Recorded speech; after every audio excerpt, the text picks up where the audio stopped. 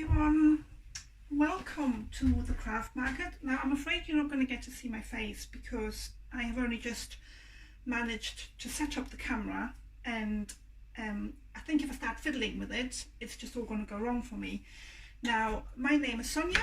I run a small yarn and fibre business called Bellwether Yarns. I'll be around for the duration of the weekend, showing you some of the things I have available.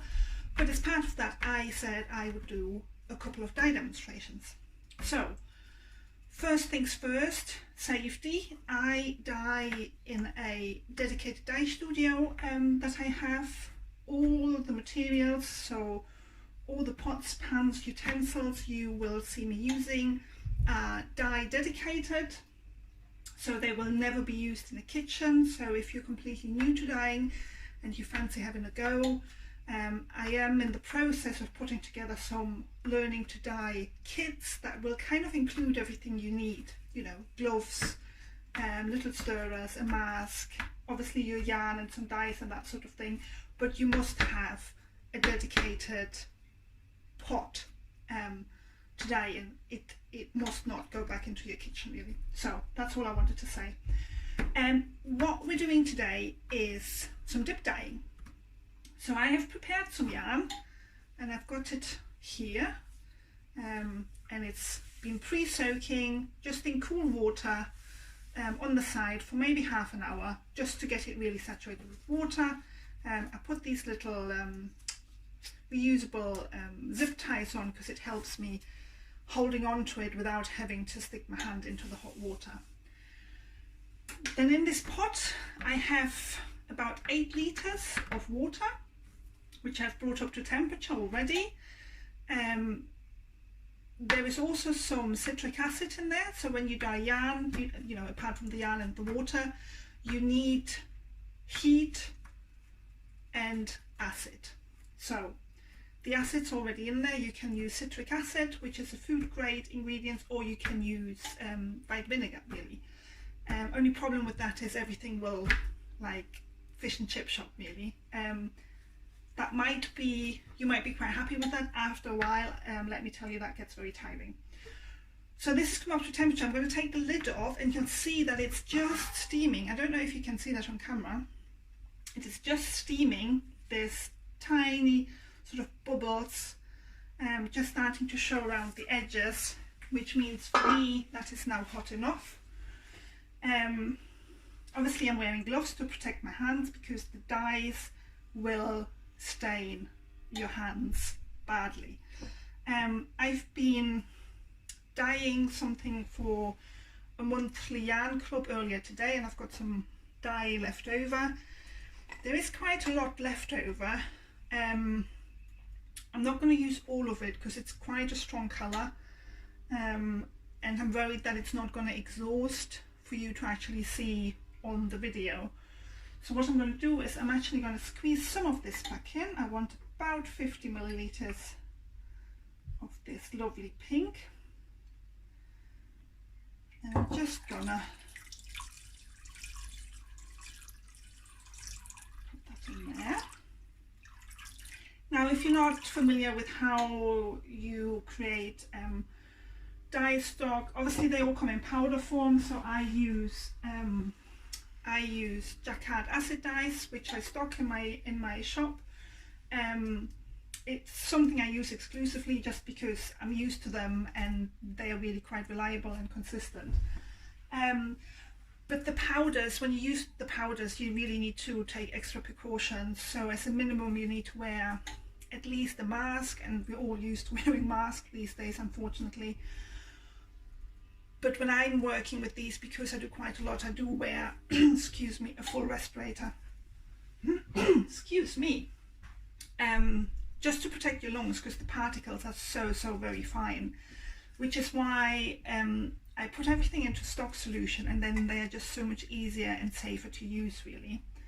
Certainly once they are in liquid, you know, I wouldn't wear a mask anymore, because I'm not worried about inhaling small kind of particles. So I have put 50 millilitres of dye in there.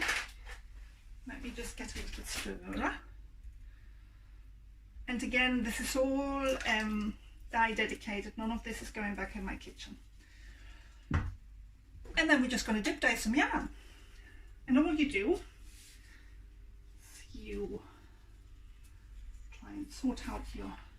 I mean, this is a fantastic way of dyeing the odd single skein. It's not a way that I dye yarn. Excuse me, I've got a really croaky voice today, which isn't really convenient to do a video, is it? It's really great to just do the odd skein of yarn.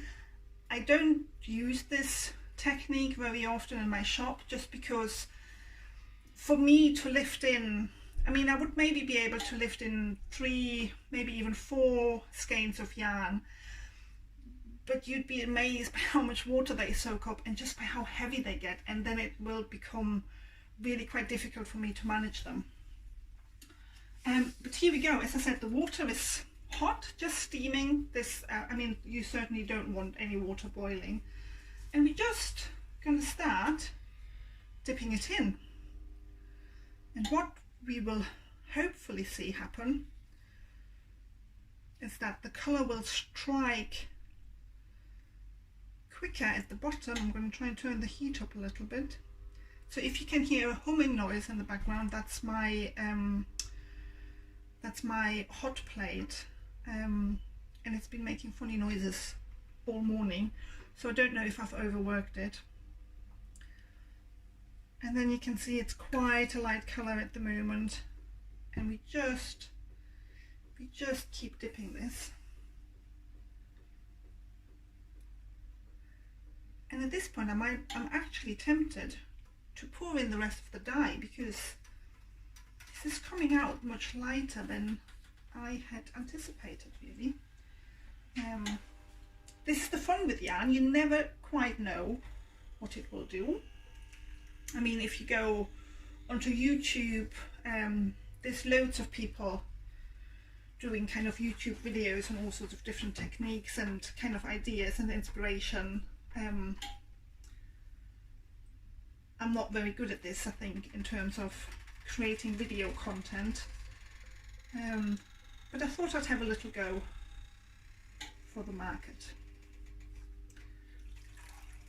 And what we want to achieve really is that the yarn strikes at the bottom, so you have a darker shade at the bottom of the skein, and then as we slowly start our way up, it becomes lighter. And I'm just going to pour some more dye in, see what happens.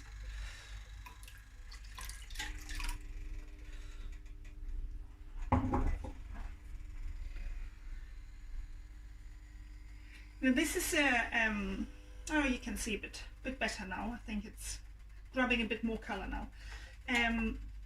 This is a base that I don't actually have in the shop at the moment, but it was just a skein, a sample skein I had available that I could use for this demonstration. So you can see, I don't know, well, maybe you can see on the video, maybe you can't. It is starting to look just a little bit darker at the bottom than it is further up. But I do think I'm going to actually pour in the rest of the dye, which actually is quite convenient for me, and I'm just going to rinse that out as well. That means none of my rinse water or dye will have to go down the sink, which is really important to me. You can kind of wash everything as you go along. Let me just, oh, hands full, there we go.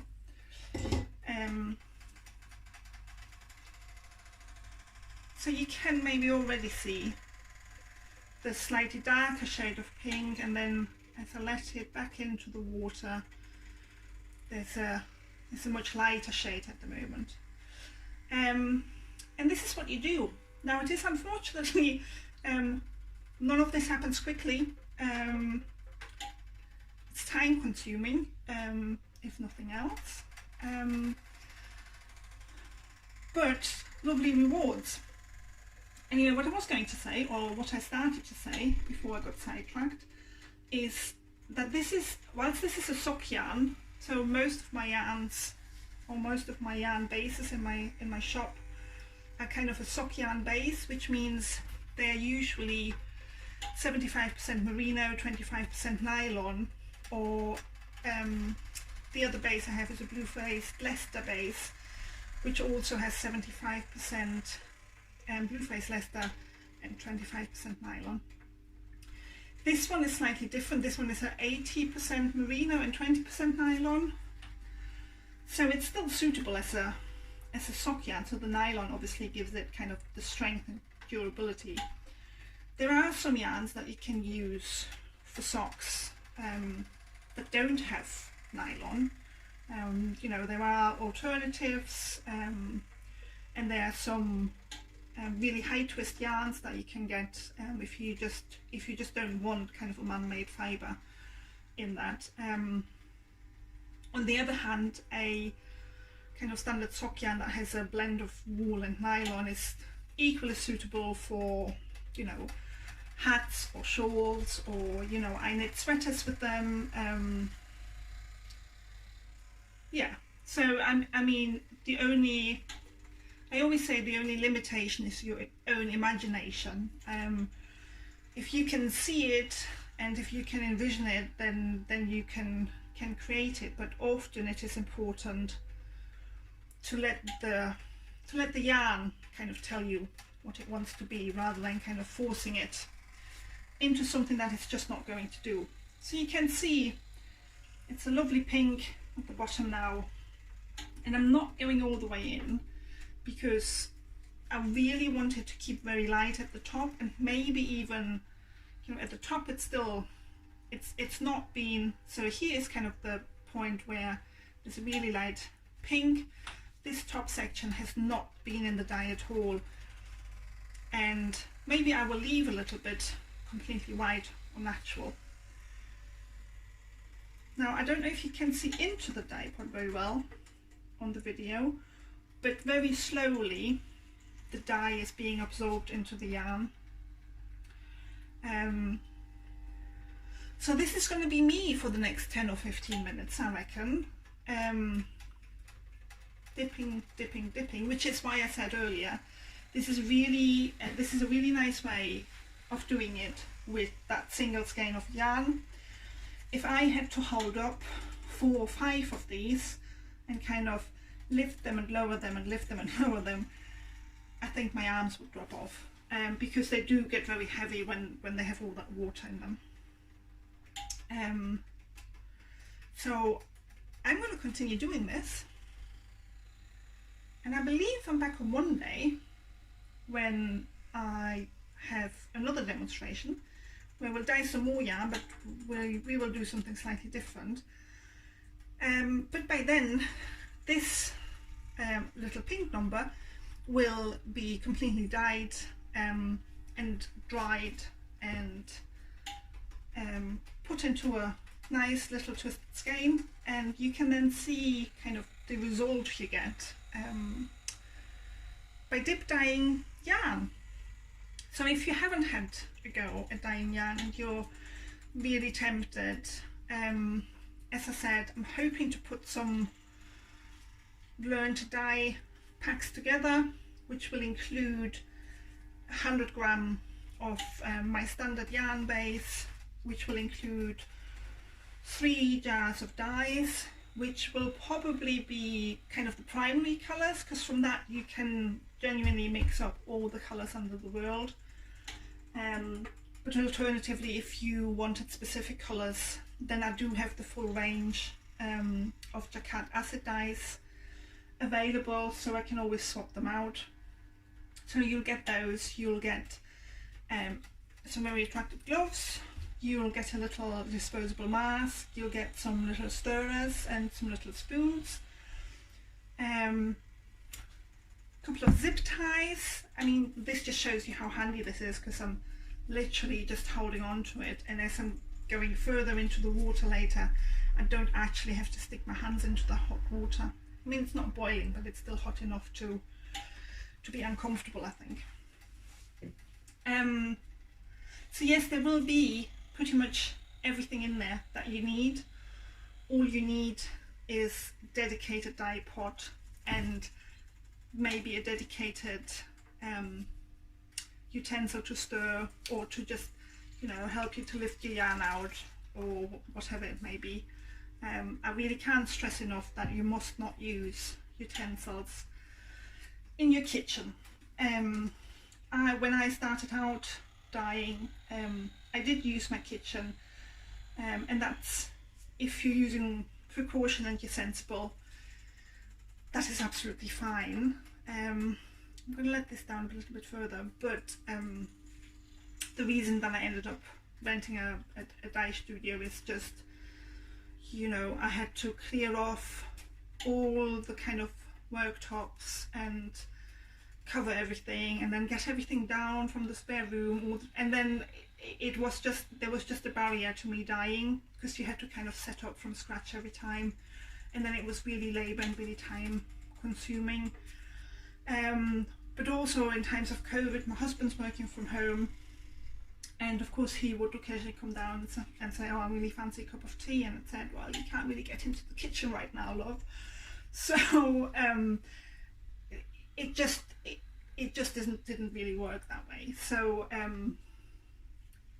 this just makes it so much easier for me. It's absolutely possible if you're just doing, you know, the odd bit of dyeing for your own use or something. And I know that there are some indie dyers who, you know, they started out in their kitchen and they're still in their kitchen, and they are very, very successful in what they do. For me personally, maybe not helped by the fact that we have the tiniest kitchen. If there's two of you in there, you constantly bump into each other. That just wasn't suitable. So you will need a dedicated pot. Just have a look around the charity shops maybe now that they are open again. But everything else I would be sending you. And other than that, obviously have a look if you fancy any of the yarn available in my shop, or in my album, should I say. Obviously there's a link to the Facebook page. You can follow me.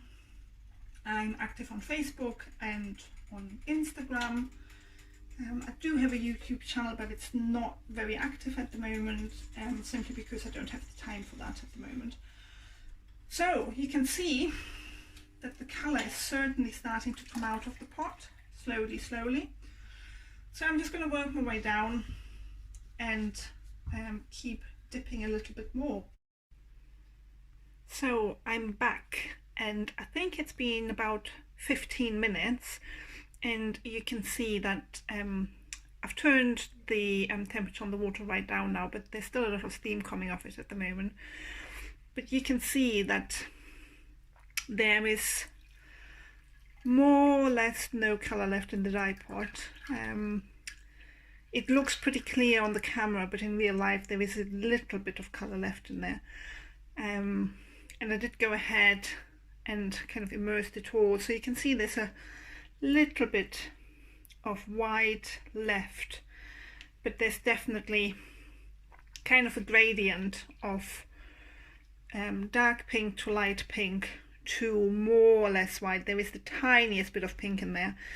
Now what I'm going to do at this point is I'm going to turn the heat off completely and put the lid on and let it cool down completely on its own, and that also gives it a chance to absorb any dye that is maybe left in that water. There's just a teeny tiny tinge of pink left in there, but what I do quite often is when I'm done dyeing, I put the lids on and I finish up at the studio for the day, and I just leave things to cool down overnight, just in their own time. That means plenty of time to absorb any leftover dye, and it will just cool down in its own time without me being, you know, if I have a off day and I'm heavy-handed, then I'm not running the risk of felting anything. Obviously most of my yarn is superwash, so it can withstand a fair amount of handling, but you're still talking about having wool in hot water. So I'm going to let this all cool down. The nice thing about letting it cool down overnight as well is that if it clears completely, I can reuse the dye bath effectively, and therefore saving kind of on my water and that sort of thing, so that will be really good. So as I said, I'm back on Monday when this will be dry and you see it in all effect, but I think from the video already you can see kind of the variation in the shades of colour. I hope you enjoyed this. If you have any questions, just leave me a comment and I will try and get back to you. Thank you.